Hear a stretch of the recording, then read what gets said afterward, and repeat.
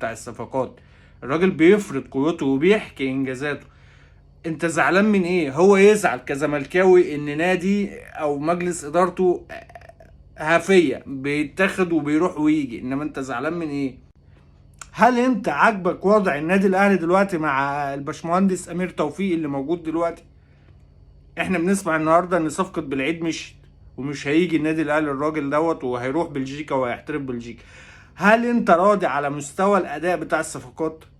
متضايق من الحاج محمد عبد الوهاب ليه؟ يعني انا مش فاهم هو الراجل قال ايه غلط عليا. ازاي كابتن او ازاي الحاج محمد عبد الوهاب يقول كده ويقول ان احنا بنخطف لعيبه نادي الزمالك، او احنا كنا عايزين نخطف لعيبه نادي الزمالك واحنا كنا ممضيين؟ لا، ده الراجل بيفرض قوته. الراجل بيفرض تاريخه عامل ازاي في نادي الزمالك او عامل ازاي مع النادي الاهلي. ازاي احنا كنا متحكمين قوي في الريتم بتاع الصفقات. الراجل بيفرض قوته وبيحكي انجازاته. انت زعلان من ايه؟ هو يزعل كزملكاوي ان نادي او مجلس ادارته هافية بيتاخد وبيروح ويجي، انما انت زعلان من ايه؟ الراجل بيقول لك انا كنت ممضي 9 لعيبه في نادي الزمالك. انت ايه اللي مضايق؟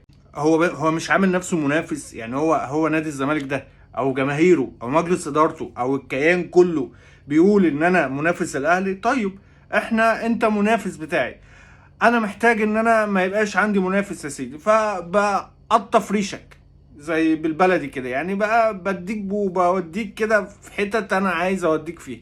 زي الصفقات بتاعت اتحاد الشرطه، الراجل جه وطلع وقالها. زي مثلا الراجل الاجنبي اللي عندك اللي انا جبت له على كلامه هو، يمكن في كلام صح ويمكن في كلام ما حصلش ويمكن في كلام غلط، لكن الراجل بيفرض تاريخه القوي في النادي الاهلي وازاي كان بيتحكم في رتم نادي الزمالك.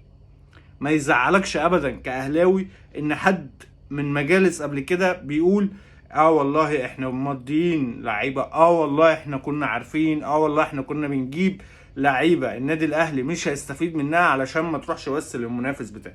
ايه اللي زعلك؟ طب ما هو ده اللي احنا اصلا محتاجينه دلوقتي. ده اللي احنا اصلا بنقول عليه دلوقتي، ان والله لا، الفلاني ده هو كويس بس في عنده كتير قوي في النادي الاهلي كمركز موجود فيه منه كتير قوي، بس لو راح هيروح نادي الزمالك فهيستفيد منه. طب وليه يستفيد منه؟ طب ما انا اجيبه، ما انا ممكن استفيد منه قدام. ايه اللي يزعلك؟ والله في نجم فلان الفلاني، انا عاوز اطلع النجم دوت اجيب له عقد احتراف. يمكن ما حصلش ويمكن حصل، لكن ايه اللي يزعلك؟ هل انت عاجبك وضع النادي الاهلي دلوقتي مع الباشمهندس امير توفيق اللي موجود دلوقتي؟ احنا بنسمع النهارده ان صفقة بالعيد مشيت ومش هيجي النادي الاهلي الراجل دوت، وهيروح بلجيكا وهيحترف بلجيكا. هل انت راضي على مستوى الاداء بتاع الصفقات؟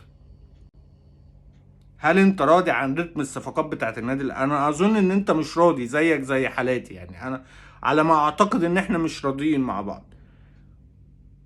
اخر صفقات النادي الاهلي جابها قوية كان مين؟ كان امام عاشور. طب ما هو نفس رتم محمد عبد الوهاب، الحاج محمد عبد الوهاب، نفس الرتم، نفس الصيغة، واحنا عارفين وانت عارف وهم كمان عارفين ومتضايقين ومحروقين. طب فانت ليه زعلان؟ لا يا حبيبي ما تزعلش.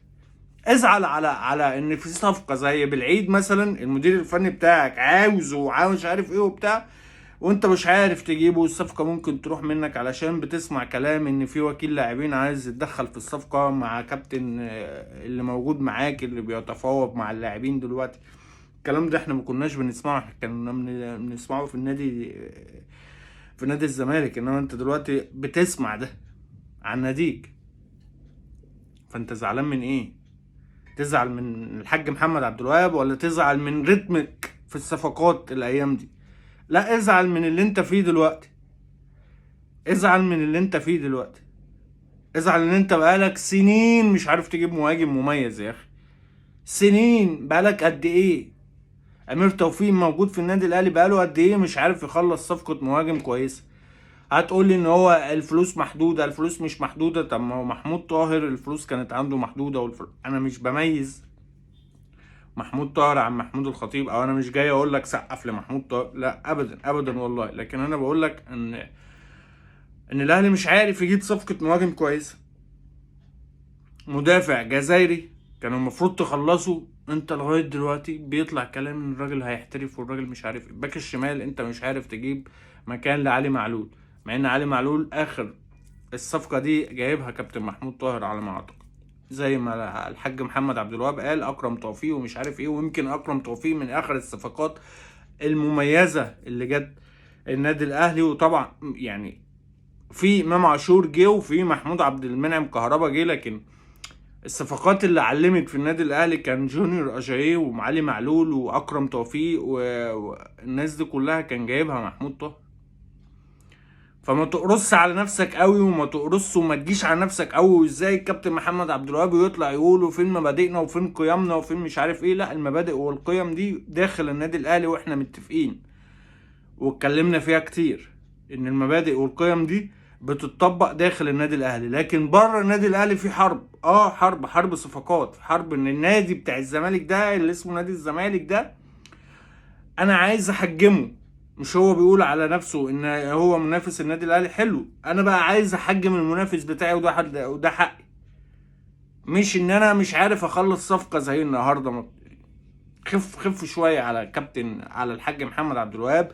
والراجل ده مشكورا حتى لو قال تعبيرات ما كانتش موفقة، لكن الراجل ده مشكورا ان هو كان موجود في النادي الاهلي واشتغل وجاب لنا صفقات تقيلة جدا. زي ما بنشكر المهندس عادل القيعي، لازم الحاج محمد عبد الوهاب ده كوبي بيست من الباشمهندس عادل القيعي، او يمكن هو كان بيسهل اكتر لان كان عنده صلاحيات اكتر، لانه كان عضو مجلس اداره مش موظف مدير صفقات زي عادل القيعي. لا، الحاج محمد عبد الوهاب كان عضو مجلس اداره فبيتحكم او بيتصرف بحريه شويه. فاحنا محتاجين ان احنا نشكره مش نهاجمه ابدا.